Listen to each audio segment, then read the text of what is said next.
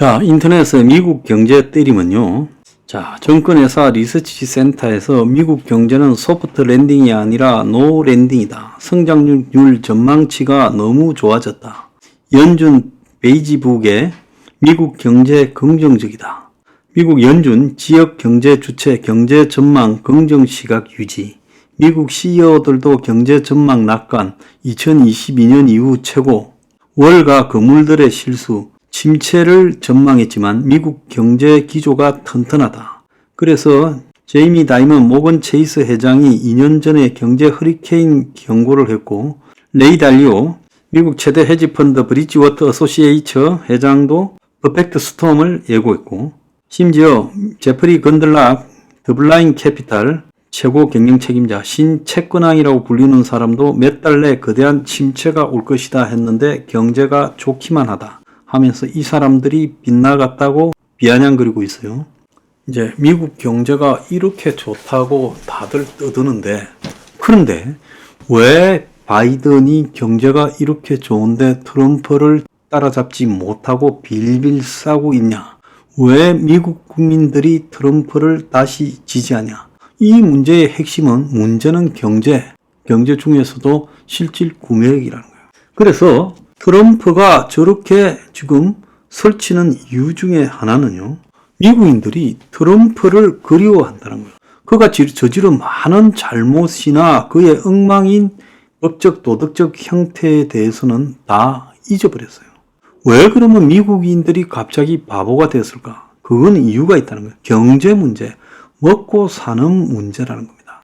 그래서 트럼프를 애타게 찾는 미국인의 이 내심에는요, 높은 물가, 높은 금리, 이런 부분이 결정적이라는 거예요. 물론 여기에 문화적 요소도 있지만 첫 번째는 경제 문제고, 그 경제 문제의 범주 안에 이민자들에 대한 비판, 이런 것도 경제 문제라고 봐야 되겠죠. 자기들의 일자리를 잠식하는 이민자들, 자신들의 복지 비용을 잠식하는 이민자들. 근데 가장 중요한 거는 무섭게 치솟은 장바구니 물가, 월세 등으로 민주당한테 맡겨서는 안 되겠다. 공화당이 필요하다. 실제 경제 지표는 사람들의 예측과는 다르게 바이든 때가 트럼프 때보다 낫다는 거예요. 트럼프 때 6.3%이던 실업률은 최저치인 3.7로 하락했고, 소비자 물가 상승률은 2022년 6월 9%에서 현재 3%로 내려왔다는 거예요.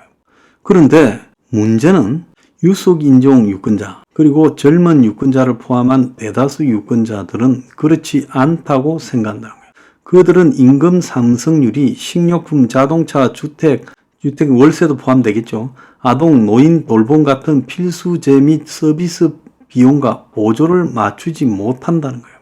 그래서 경제 지표로 성장률이 얼마다, 그리고 실업률이 얼마다, 이런 건 중요하지 않다는 거예요. 우리가 실제로 살 수 있는 물건들을 기준으로 본다는 거예요.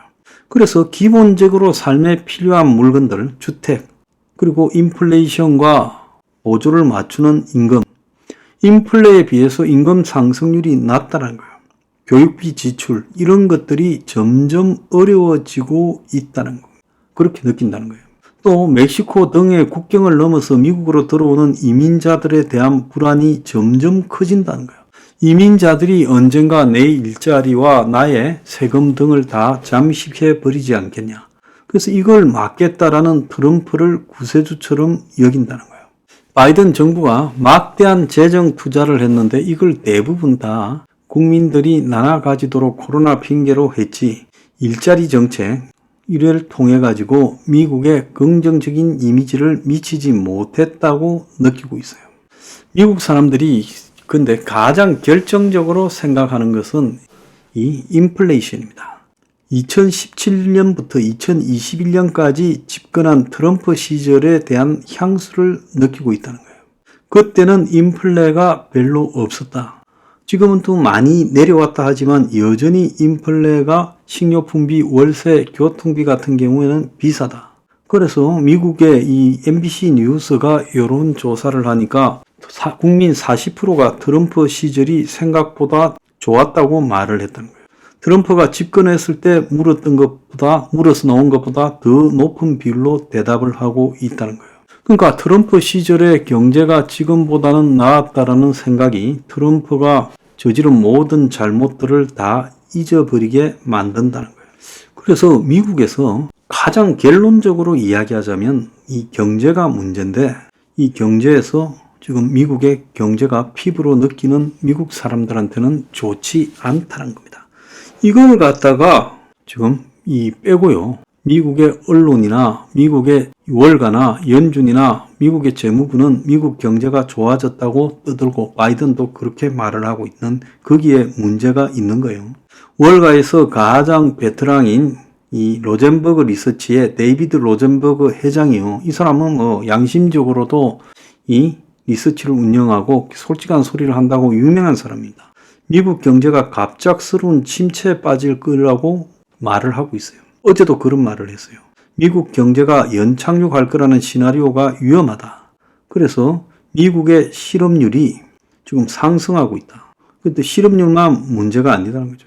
노동시장이 위축되고 있고, 의료, 정부, 요식업만 고용이 강세지 기술, 은행 부분에서 해고가 훨씬 더 많이 진행되고 있다는 겁니다.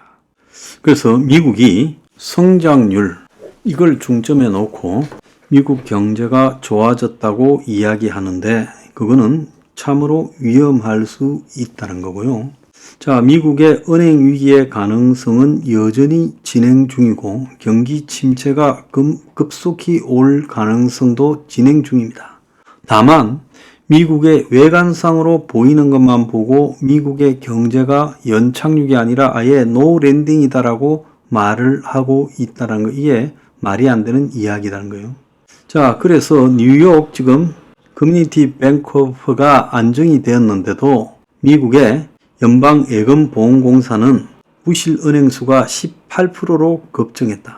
그래서 미국 내 위기에 빠질 가능성이 높은 은행이 지난해 1년 동안 8개에서 52개로 증가했다고 언급을 했어요.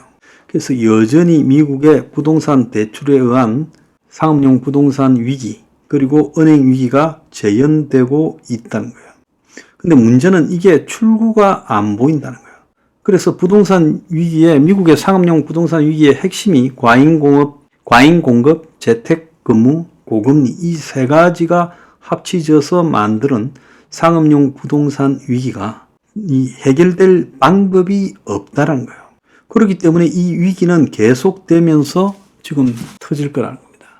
그래서 이런 것들을 도외시하고 미국 경기가 노랜딩 헛소리하고 있지 마세요. 망신당하기 십상이니까. 보라니까요.